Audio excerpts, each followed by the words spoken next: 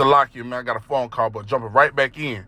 So you got to mortify your members. So, and then rebuke those thoughts that they pop in your head so they don't play out in the flesh, so you don't act upon those thoughts. You know what I'm saying? So you can abstain from all presence of evil, not all presence of wickedness. So you got to mortify your members, right? But it says an enticement to sin, temptation, whether arising from the desires or from the outward circumstances, an internal temptation to sin, or the temptation by which the devil sought to divert Hamashiach Yahushua, the Messiah, from his divine errand. And boom, that's what we see. We all been sitting away to do this work, and so we like watching the Apostle Rumlob and Elder Maspa Salakia earlier in the lesson they did about the men of the Lord. And so the thing that you got to realize is, in serving Yahweh Shem Yahushua, we're all here to fulfill our lots and to fulfill a purpose. We're here to do the work of Yahweh Shem Yahushua.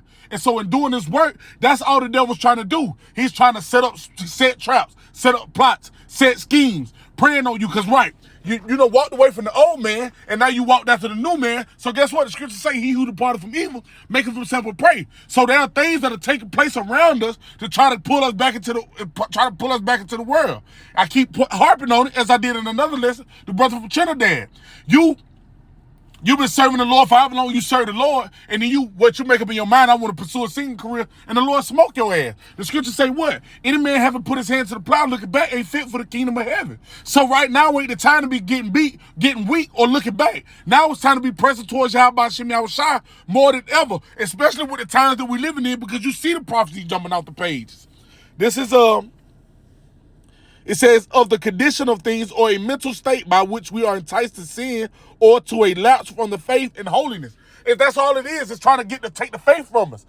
He don't want our possessions. He don't want these things. But Satan don't want our possessions. He don't want our children. He don't want our women. He don't want the things that we can obtain in this life. That's just how he tries to attack us. He's trying to get us to give up the faith. He's trying to get us to turn away from Yahweh Shem Yahushua. But that's how much more and how much stronger and tighter we got to hold on to Yahweh Shem Yahushua. And what the scriptures say what? He said, hold fast that thou hast, that no man take thy crown. But let's go from here, right? We're going to get this James chapter 1 and verse 12. It says, blessed is the man that endureth temptation, right? So let's go into this word temptation to see if it's the same thing, right? Let's go into this word temptation again. Boom, there it is again, right? It says, blessed is the man that endureth temptation. So we got the endure temptation. It said endure, right? Let's go into this word endure, right? It says to remain, to tarry behind, to remain, upside, not recede or flee. So when these things come upon us, we can't bitch up, recede, and flee, and draw back, and try to go another way. Hell no. We got to go the way that Yahweh Shem Yahushua is telling us to go through the things that we got to go through. Why? So we can see the way out. And the way out is through salvation. That's what we're going to receive, right? It says, blessed is the man that endureth temptation, for when he is tried, he shall receive the crown of life.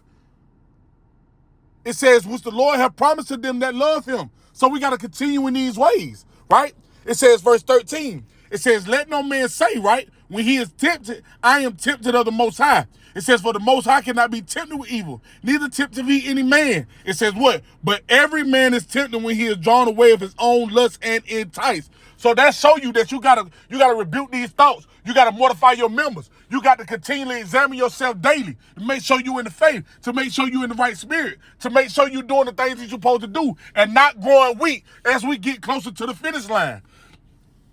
It says, then when lust have conceived, it bringeth forth sin, and sin when it is finished bringeth forth death. So you take that, and you see, like going back to the brother with Trinidad, he drew back. He tried to go back into the world, and guess what? He got killed.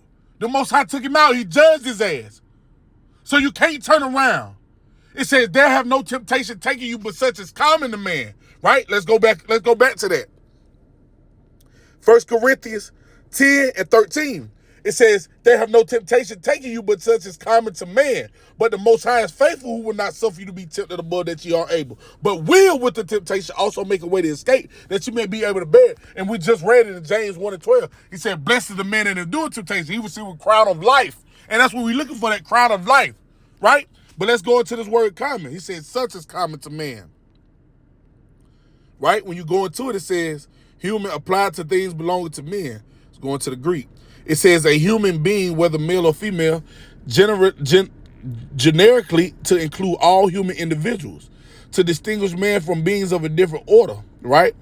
It says of the Most High and Hamashiach Yahushua of the angels, which added the notion of weakness by which man is led into a mistake or prompted to sin. Through weakness. Through weakness. So it's showing you we can't get weak. It's through weakness. So you sitting there, you tired of all these different things in the world. That's how these spirits play on you. They play on your emotions. They get you to do some off shit or to get you to go back into the world. Because why did the brother go back into the world? He went back into the world. Why? Because he wanted to get something for his family. Or get a house for his mother. Like Apostle Tahar, not Apostle Tahar Salaki. Apostle Rumla and Elder D-Man was talking about that earlier. It ain't nothing wrong with wanting a family and all this, that, and the third. But if you're a man of the Lord, you got to be doing the things that a man of the Lord would do. Or the Lord going to take them things from you that you're trying to obtain. Because you belong to him. You're here to serve this purpose. It says, with the added notion of weakness by which man is led into a mistake or prompted to sin. With the adjunct notion of contempt or disdainfully pity. With reference to twofold nature of man, body, and soul. So the thing is it's just showing you, right? It's just showing you. This is common to all men, but especially to us, and it's true. We can't draw back now. You know what I'm saying? We got to continue to serve y'all by Shem Yahushua. As a matter of fact, let's grab this. 1 Peter chapter 5 and verse 9. It says, boom,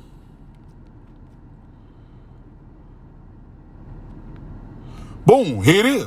It says, 1 Peter 5 and 8. It says, be sober, be vigilant, because your adversary, the devil, as a roaring lion, walketh about seeking whom he may devour. So he's trying to trap you up. He's trying to tempt you. He's trying to put you in fucked up situations. But you can't stop serving Yahweh Shem Yahushua in them situations. Just like Job did. He didn't stop serving Yahweh Shem Yahushua. He rent his mantle and he worshiped.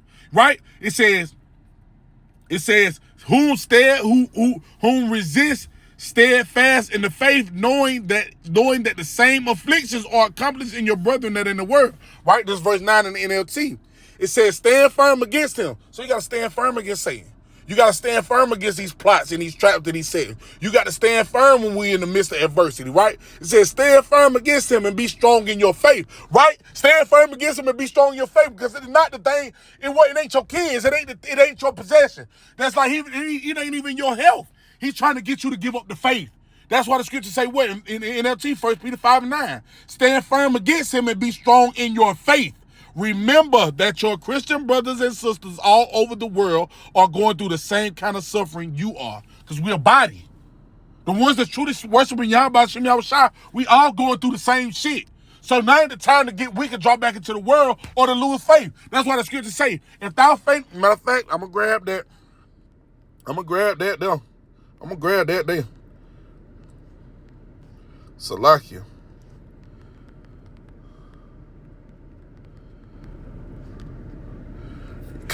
It's Proverbs 24 and 10.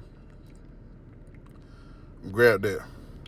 It says, if thou faint in the day of adversity, thy strength is small. When you read it in the NLT, if you fail under pressure, you know what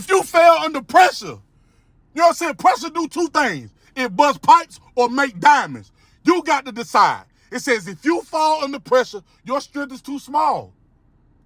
So we got to continue to allow y'all, like you said, when we went into the word temptation, it's a proving ground for us. You feel me? So you can't faint because it's getting a little hard. The Most High done already created a way out. You just got to go through it. This is Sirach chapter 2 and verse 1. We're gonna close with this. I'm gonna read a couple chapters, read a couple verses in this, and we're gonna close. It's verses in chapter 2, and we're gonna close. This is Ecclesiastes 2 and 1. It says, Sirach 2 and 1. My son, if thou come to serve the Lord, prepare thy soul for temptation. Why? Because you done departed from evil. So now you done made yourself a prey. Things gonna get harder. It says, my son, if thou come to serve the Lord, prepare thy soul for temptation.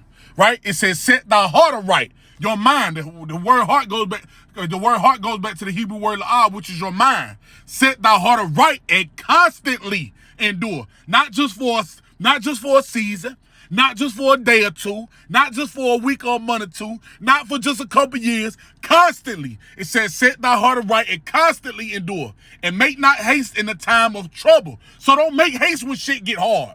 You know what I'm saying? When it started to get, when the water started to get a little murky, or the smoke started to get a little thick. Hell no. It says, and make not haste in the time of trouble. It says, cleave unto him. Who is that him? That's Yahweh Shem Yahushua. And depart not away that thou mayest be increased at the last end. And the last end that we looking to be increased in is to get that salvation, to get those incorruptible crowns, to get a spot on one of them chariots, Lord willing. It says, whatsoever is brought upon thee, take cheerfully. It don't mean you walk around with this Chester-ass green cheese like some damn Chester cat. Nah, you just taking it. You understanding what the will of Yahweh Shem Yahushua is. You understanding that the Lord ain't gonna put nothing on you that you can't bear. You understand that if the Lord brought you to it, he gonna bring you through it. You just got a deal. It says, whatever is brought upon thee, take cheerfully, and be patient when thou art changed to a lower state. So no matter what the state the Lord put you in, you just dealing. Because you know the Lord got you, regardless. It says, for gold is tried in the fire, and acceptable men in the furnace of adversity. Gold is tried in the fire, and acceptable men. So like Apostle McCall was doing a lesson a while back. If you ain't catching hell, you got to feel like something wrong. But if you catch a hell, man, the Lord may very well be dealing with you. Right? He said, for gold is tried in the fire. That fire, that's some afflictions. That's some temptations. It says, and acceptable men in the furnace of adversity. Acceptable men. So if I'm going through shit and I'm catching hell, then I might be one of the Lord's acceptable men. Right? It says, verse 6, believe in him, and he will help thee order thy way of right, and trust in him. Believe in him, and he will help thee order thy way of right. The Lord gonna help you. Ain't nothing like going away and the Lord ordering your footsteps, right? You can't go wrong if the Lord guiding you. It says, and trust in him. So when you go into that word trust, it says to be free from care. You got to be free from care. You can't give a fuck when you serving Yahweh Shem Yahushua, because you know it's in the hands of our power. It says, ye that fear the Lord, believe in him, and your reward shall not fail. It says, ye that fear the Lord, hope for good and for everlasting joy and mercy. Now, boom, that's the point here. It says, right? It says, look at the generations of old and see, did any ever trust in the Lord and was confounded? That's a rhetorical question. Hell no. It says, did any ever trust in the Lord and was confounded? Hell nah. Or did any abide in his fear and was forsaken? Hell no. And he said, or whom did he ever despise that called upon him? And that's a motherfucking nobody. Anybody that trusts in Yahweh Shem Yahushua, he done delivered them 100 times over. You just got to continue to endure. You got to continue to fight. You can't, now ain't the time to be drawing weak and looking back. Salakia. And looking back. Damn, they're turning your back on Yahweh Shem Yahushua. If he done brought you this far, he can only take you further. But you got to trust and believe that. You got to have faith in that.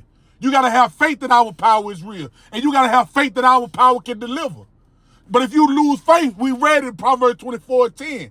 It says, then your strength, if thou faintest in the day of adversity, then thy strength is small. I'm going to grab this one more. See if I want to grab this. Wisdom of Solomon 5.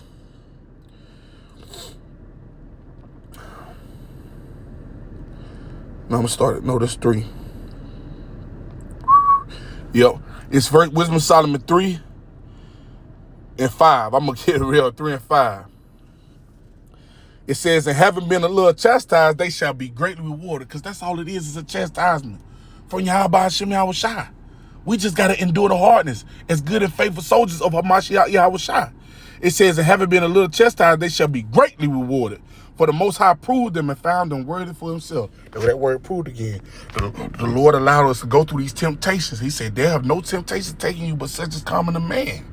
Right? But the Most High who is faithful. Right? It says, they shall be greatly rewarded, for the Most High proved them and found them worthy for himself. Verse 6, as gold in the furnace hath he tried them and received them as a burnt offering. So we just got to go through what we got to go through and understand the Lord already created a way out. And Lord willing, we be the men when we done catching all this hell, when we done being persecuted and going through all the other things that we got to get ready to go through in Jacob's trouble, and missiles get ready to be on their way and get ready to be shot off, that the Most High deliver us, right? And we see, right? And we get to see before our own eyes that it wasn't nothing better than fearing Yahweh Hashem Yahushua and enduring until the end and not getting weak and getting faint-hearted and turning back into the ways of the world, understanding that couldn't nothing else outside of Yahweh Hashem Yahushua deliver you and save you. So Lord willing, this video was edifying. I'm going to give all honor, glory, and infinite praises to Yahweh Bahashem, Yahushua, Bahashem, Rakakwadash. I want to give double honor to our apostles and elders of the great millstone that taught us the truth. Peace and blessings and salutation to the sincere Akim, laboring in the truth, preaching and teaching, believing on the name Yahweh Hashem Yahushua. Peace and blessings and salutation to the men, women, children that believe on the name Yahweh Hashem Yahushua. Till the next time I say Shalom, I'm a waffle.